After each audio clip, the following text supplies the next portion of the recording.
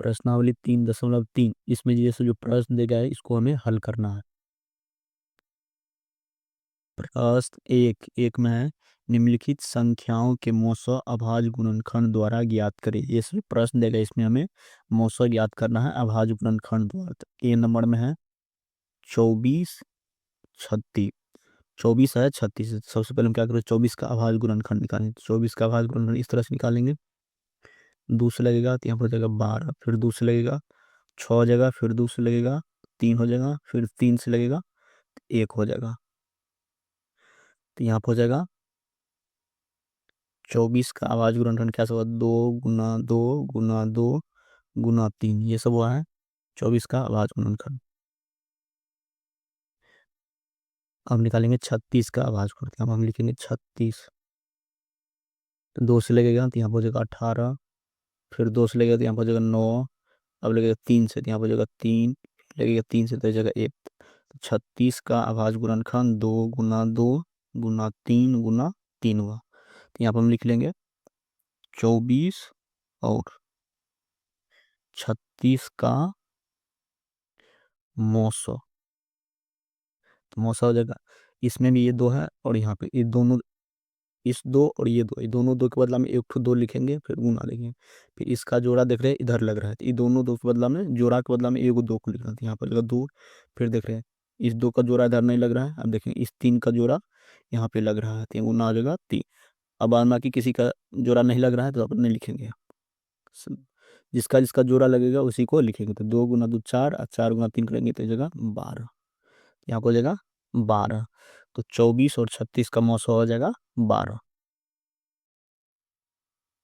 अब प्रश्न बी में 40 60, यहाँ पर 40 60। तो 40 का सबसे पहले हम आज गुणनखंड करेंगे, तो इसमें लगेगा 2 से, यहाँ पर जगह 20, फिर लगेगा 2 से, यहाँ पर जगह 10, फिर लगेगा 2 से तो हो जाएगा 5, अब लगेगा 5 से तो हो जाएगा 1। तो 40 का अभाज्य गुणनखंड हो गया 2 गुना 2 गुना 2 गुना 5, ये 40 का अभाज्य गुणनखंड। अब निकालेंगे 60 का अभाज्य गुणनखंड, यहाँ पर लिखेंगे 60। 2 से लगेगा यहाँ पर जगह 30, फिर 2 से लगेगा यहाँ पर जगह 15, अब लगेगा 3 से यहाँ पर जगह 5, अब लगेगा फिर 5 से तो जगह 1। तो 60 का अभाज्य गुणनखंड 2 गुना 2 गुना 3 गुना 5, इतना हो गया। यहाँ पर लिखेंगे 40 और 60 का मौसा।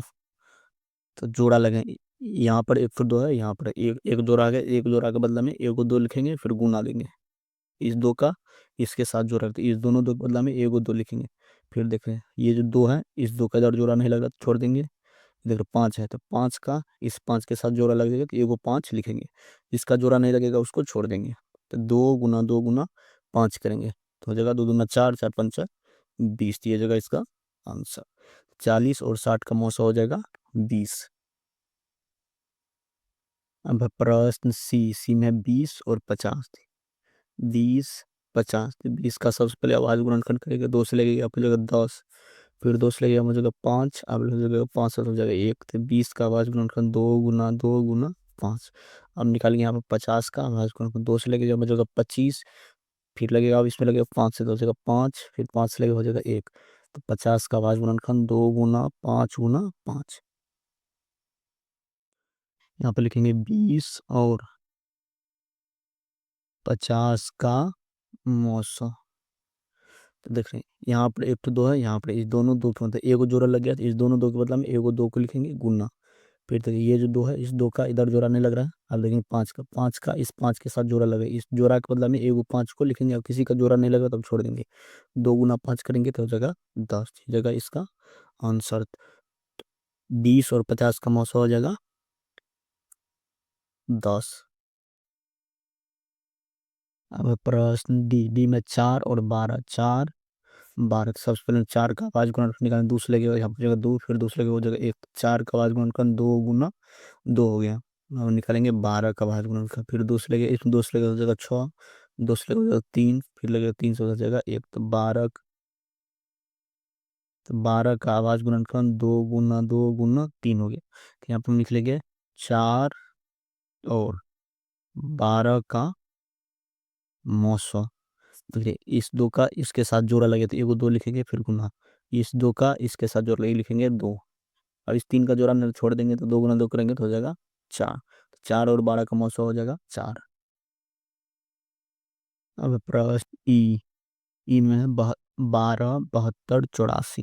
अब लिखेंगे 12, 72, 84। इसका हम मौसा निकाल। सबसे पहले हम 12 का भाग गुणनखंड करेंगे। 2 से लेके यहाँ पर जगह 6, फिर 2 से लेके 2 जगह 3, फिर 3 से लेके हो जाएगा 1। तो 12 का आवाज गुणनखंड हो जाएगा 2 गुना 2 गुना 3। अब निकालेंगे 72 का आवाज गुणनखंड। अब लिखेंगे 72, 2 से लेके हो जाएगा 36, फिर 2 से लेके हो जाएगा 18, 2 से लेके हो जाएगा 9, 3 से लेके हो जाएगा 3, फिर 3 से लेके हो जाएगा 1। तो